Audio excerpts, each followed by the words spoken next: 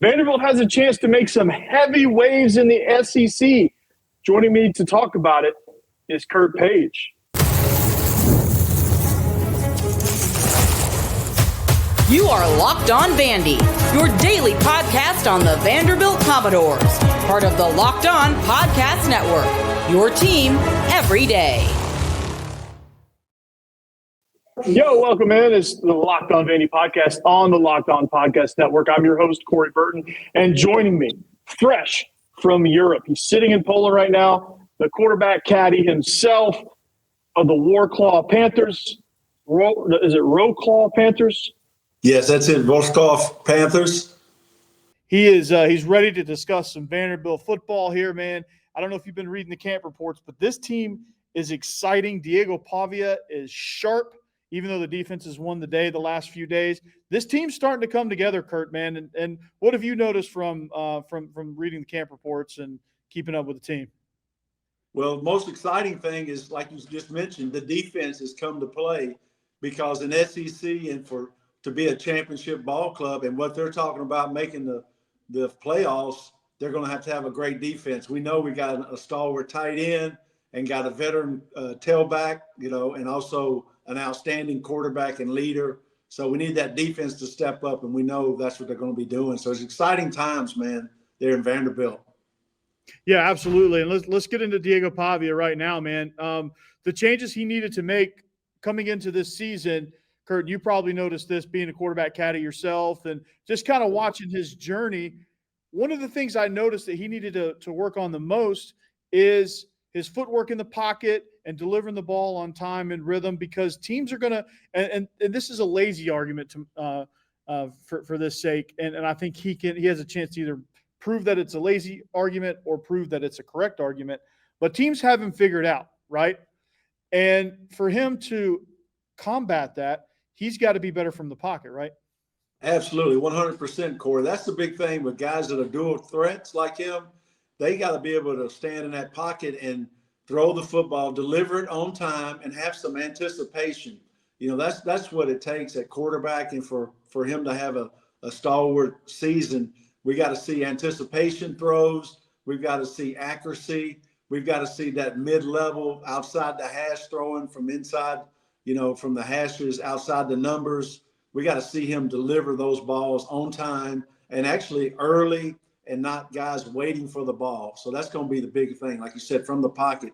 I don't see them blitzing him a whole bunch. I see them making him beat him from the pocket. At least that's what I would try to do to see if he's proven everybody that he's gotten better. Yeah, absolutely. And what do you think of his bravado? I mean, he's made all these media appearances. He's talking up national championships, and honestly, Clark Lea hasn't really pushed back on that. What are your thoughts there? Well, I think that's what you want out of your quarterback. You want a guy that's leader. You want a guy that's flamboyant. That's what you got to have, especially when you're an underdog like we are at Vanderbilt. No one's picking us to make the playoffs. No one's picking us to win a bowl game. No one's picking us to go deep into the playoffs. So you got to have a guy that is the voice of the Commodores and to talk the walk and walk the talk. And we know he can do that. Oh yeah, no doubt. And what does that do psychologically? I know for your Panther team out there in Poland, like having that confidence, like, and he's going to back it up. What does that do for the psychology of the rest of the team? Well, they know they're following a proven winner, Corey. The guy stepped in, like you said, last year was his first year in the Southeastern Conference, and there were many games he dominated. I mean, heck, he beat number 1 Alabama at home. So whenever you do that, you're hanging skins on the wall. The guy can play.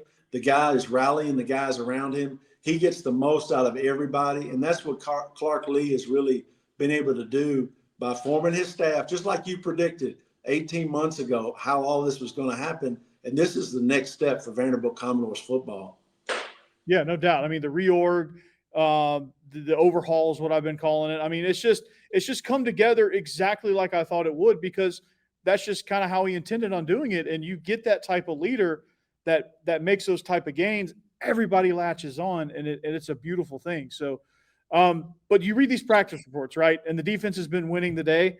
Does that concern you a little bit with the offense, or is it just Diego Pavia taking chances, seeing what he can and what he can't do, and some of the offense trying to work on some things. To me, I don't see it as a chief concern. I want Diego Pavia to take all his chances in practice.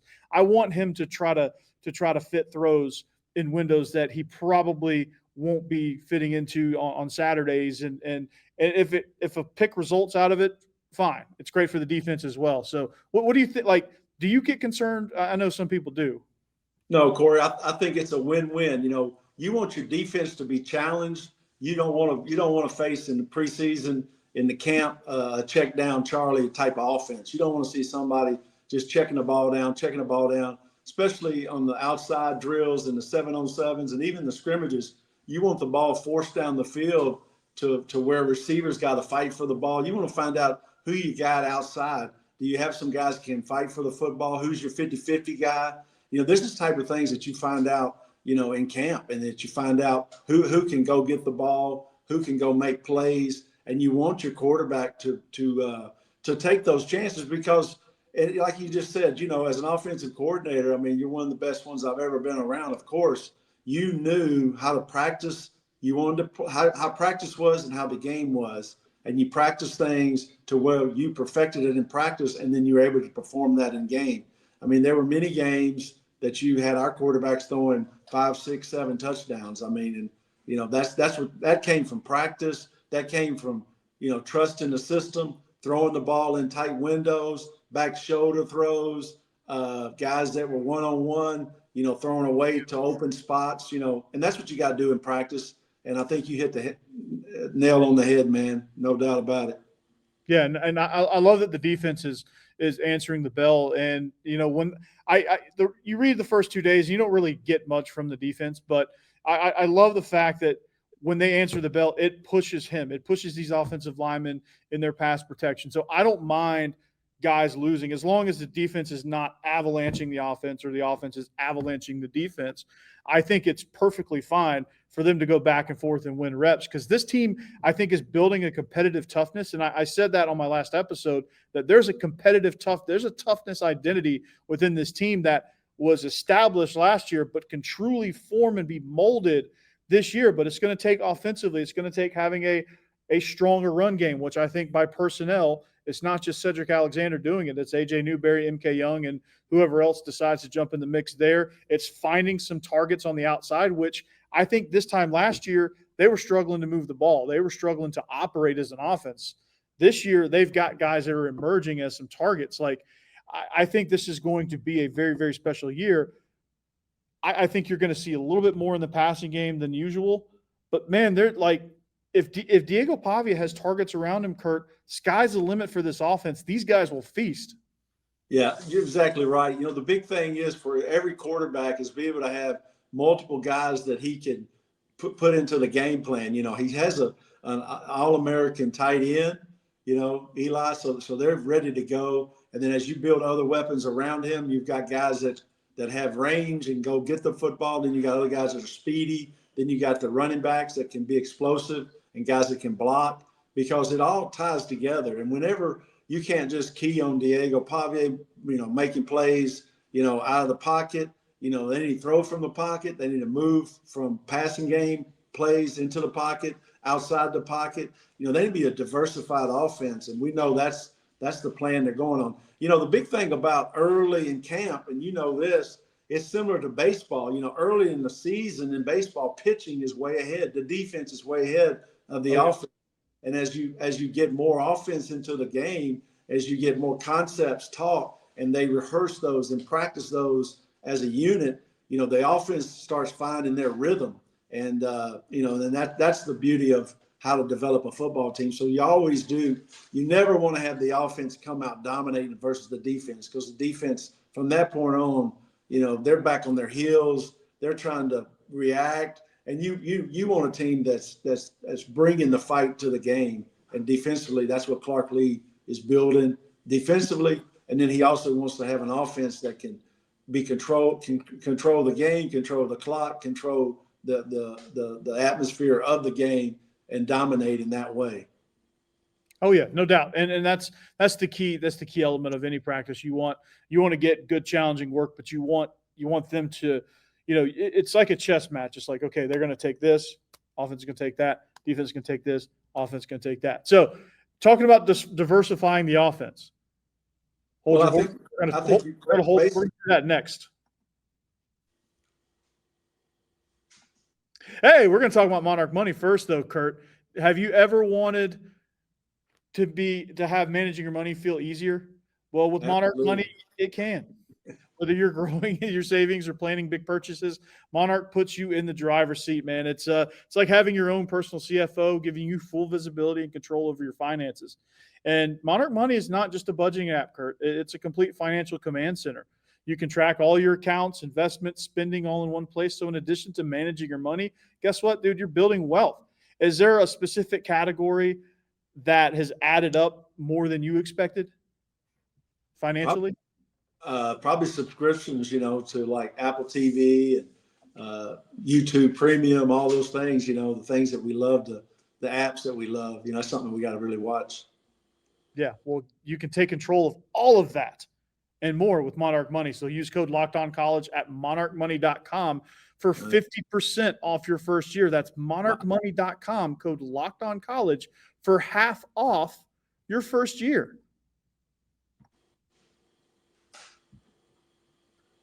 Thanks for making Locked On Vandy your first listen each and every day. Kurt, I got you with that tease, but make sure you check out Locked On SEC right after this, man.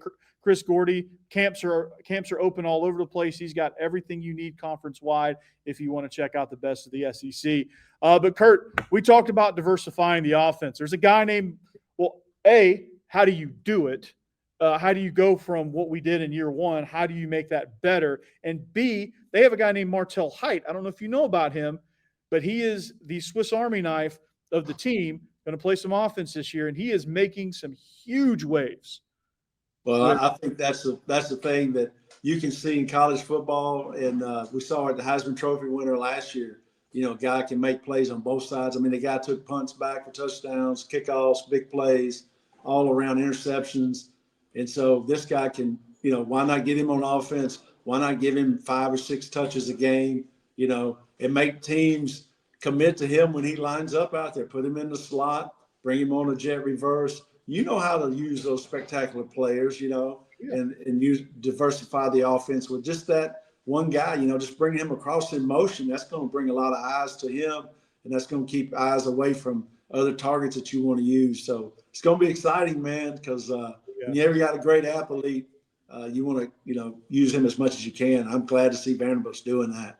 Yeah, I can't wait. It's going to be a lot of fun watching him go. I mean, they practiced this morning as we record this on a Monday.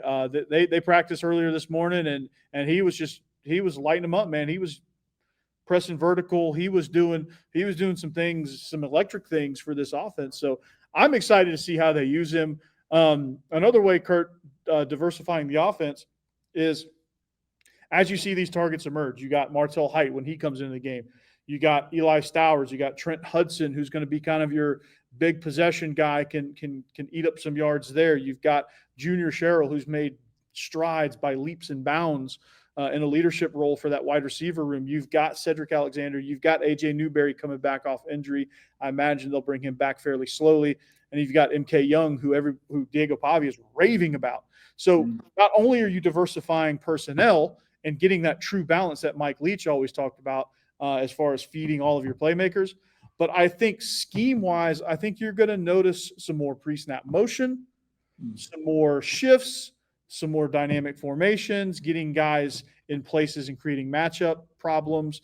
And I think you're going to see, with the effort of getting Diego Pavia better from the pocket, I think you're going to see some more downfield concepts as well. What do you think, how difficult is that to instill, to go from year one to year two?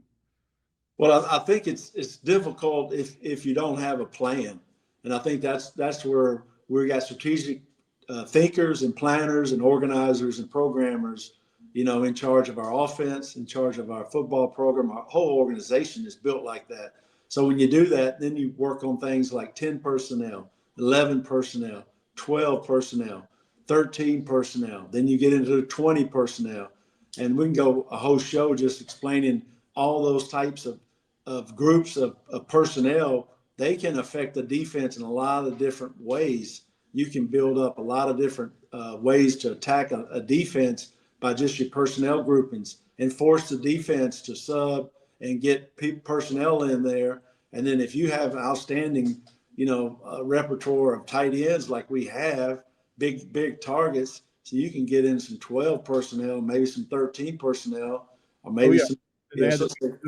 So that becomes a thing that strategically you want to program your offensive play concepts and game design, as you know, because you're a play caller and you set up offenses, whatever talent you've had at your different stops in coaching. And that's what Vanderbilt's bound to do this year and make us more diversified, and even like we're talking about the young man height, you may even put him in the backfield. You may motion him from the backfield. It may look like 21 personnel, 2 backs in the backfield, he motions out and you're into a 12 personnel, or, just use your imagination, Corey. And best anyone, that's what it takes. And when you have that and you have that availability and you have that growth mindset of coaches that want to expand the offense, they want to grow the program. And this is no better time than when you got Pavia, his second season as a Vanderbilt Commodore quarterback, to really let this thing start blossoming and growing, because these recruits and these other teams, these other players from all over different colleges are watching Vanderbilt. What a great place to spend your, a few seasons in Nashville, Tennessee, and playing the best conference there is in the world, Best city in the world, too. Best city in the world. I mean, it's just awesome, man, to have that opportunity. So it's going to be exciting times. We probably need to look into it before the first game, breaking down the different type of groupings they'll have and how that strains the defense, and how you have effective plays and personnel and concepts and how they build all that. So you know how that goes. And, I'm living that dream out here in Poland right now. We have a dual threat quarterback, DJ Irons, that's leading the league in league leader. He's Lamar Jackson, European 2.0, man. Heck yeah, man. I love it. He's fun. He's a rookie. We had some growing pains early in the season. We dropped a couple of games that we wish we had had back now, but we're 5-5. So that's where we are now with him. We're building 13 personnel with him. We're building 2 backs with him. We're building everything around this guy so we can be more effective. And I know that is what they're doing at Vanderbilt, which is exciting, man. Yeah, absolutely, man. This team, sky's the limit for this team, man. And, Diego Pavia said national championship or bust. But anytime you have a great offense, you have to complement that with a great defense. And this defense is showing out. Corday Sidnor getting to the passer, Miles Capers getting to the passer. This inside linebacker group, I'll put them up against any inside linebacker group in the conference. I mean, I think they're that good. This defensive backfield, I think, has been incredible. I mean, this unit has been focused on creating turnovers and getting off the field on third down. And I think they're going to be able to do that this year. Well, I think that's the key to the whole thing. You want to win first and third downs, as we always talked about when we coached together, having a great plan as a first down play caller, have a great plan as a third down play caller. Yeah. And that's both sides of the ball. You got to have a strategy, what you're trying to get done, And I think what Vanderbilt's looking at is a lot of things that you looked at and we looked at when we coached together.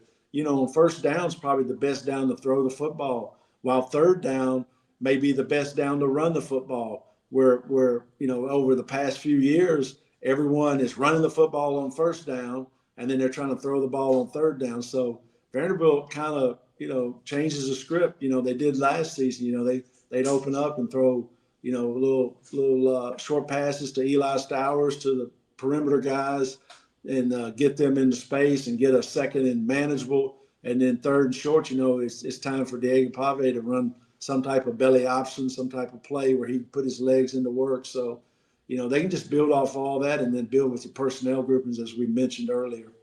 Yeah, absolutely. And from a defensive perspective, Kurt, getting off the field on third down, they struggled at that last year, right? They did. Because, they would have breakdowns in communication. And I think we learned, we didn't know it at the time, but we learned that there was a transition of play calling from Clark Lea to Steve Gregory at some point in the season. And obviously there were some growing pains there. We know that now. It better explains what happened. But what are the improvements, do you think, from this defense that they need to make to get off the field on third down? Well, I think one of the things that you compare, as a coach, and, we're longtime coaches, you always compare how you were in the middle of the season. So let's take the Georgia State game, how we couldn't get off the field, how we kept giving up big play after big play. We lost that game, right? And then you look at the bowl game when Georgia Tech, we were able to get off the field, we were able to make some stops, and then we were able to win that ball game, right? So basically, that's the improvement we've seen from midseason to postseason. And now we're going into this 25 season. So that's what we got to be able to do. They weren't able to get Georgia State off the football field offensively, and it cost us the game. Everybody thought that was going to be the downer for the bowl opportunity, but really that was the wide awakening. And that might be some of the time, as you mentioned, the transition of play calling and that type of thing, because we're not in the huddle. We're not knowing, we don't have we're not on the headphones. So I want to be on the headset. Who's calling what? But that's what I look at. Last season, I see a lot of growth from our defense from Georgia State game where we couldn't get off the field to where Georgia Tech we got off the field and we closed out the game. We're gonna break down what that looks like here in just a second, but I want to talk to you about 5 Hour Energy. Yeah, you heard that right. 5 Hour Energy. Man, don't you need an energy burst? Everyone needs that burst of energy midday. I know coaching-wise, it can be difficult to get through some tough days, but man, it's time to turn up with 5 Hour Energy Transfusion. They have bold grape ginger. It's time, and they have a lime flavor of your favorite golf drink minus the alcohol into a quick energizing shot. So if you're sinking birdies, you're making memories with friends, this is a hole-in-one for your energy game. Let's be honest, some days on the course or even some days on the practice field have it. You need an extra boost to stay sharp and energized, man. It's crazy when you look at it, like you look at a practice day one day, you're just like, oh, and then you take one of these shots and you're just like, whoa, and you're changing the world. So it can happen on the golf course too. So golf is about good times with good people, good flavors. Of course, the grape ginger lime flavor gives you the best parts of your clubhouse go-to without chasing down the bev cart. And you can use it in your daily life too. So if you go to 5hourenergy.com today, that is the number 5hourenergy.com, you can use my promo code LOCKEDONGOLF to receive 20% off of your order. This offer is only valid until September 30th on one order and cannot be used with other promotions. The code is not good on subscription orders. 5 Hour Energy. You won't regret it. All right, wrapping up the show here in the words of the immortal great Yogi Berra. It got late early, but here it is. Dr. Kurt Page, quarterback caddy, Wroclaw Panthers. I think I said that right, correct? Mm-hmm. Yes, sir. Love it. Vying for a playoff spot. So speaking of vying for a playoff spot, Vanderbilt, this scenario was brought up in the SEC squad. For it to even be brought up as a possibility shows tremendous growth of where this program is, but the possibility of going in 10-2 is out there. And you look at this schedule, okay? Look at the schedule. It sets up for a really nice run up until that Alabama game. Obviously, all roads lead to, obviously you take care of business against Charleston Southern and do what you need to do there. But Virginia Tech is a road game. South Carolina, that left column, Kurt, what obviously as coaches, we're like, oh, the next game is the one that matters the most. But, you look at Virginia Tech, South Carolina, that stretch of games can really set this season up either for potential disaster or like we're looking at, we might have a shot at this college football playoff. What do you think with that Virginia Tech, South Carolina back-to-back road contest? What do you think of that stretch right there? Well, I think you got to break up the season into fourths, so the first 4 games are very, very important. They need to get off to a 4-0 start and then they play the next 4. And when to get off to a 4-0 start, they've got to go on the road, like you said, and win in some hostile environments. South Carolina is not an easy place to play, very, very loud. Virginia Tech, they have probably the most outstanding introductions into college football games, So our fans are going to get introduced to 2 great atmospheres. So, I think the season is broken up into 4 parts. And so they got to get off to a great 4-0 start. And then the next 4, as you mentioned, roll up into Alabama. So, somewhere in there. So if you look at it, the first 6, if you're battling and you're in those, and then as you build up to, you gotta upset some people. But you know what? When you have a veteran quarterback and you have a team that believes, they're going to be a tough out. And that's what you want. You want the game to go into the second half, into the third quarter, into the fourth quarter. And then a lot of teams still don't believe in Vanderbilt. That's the thing. We still have that card to play. They still don't think they can lose to Vanderbilt, And so that's the thing that we really do have, and we're going to use that to our advantage.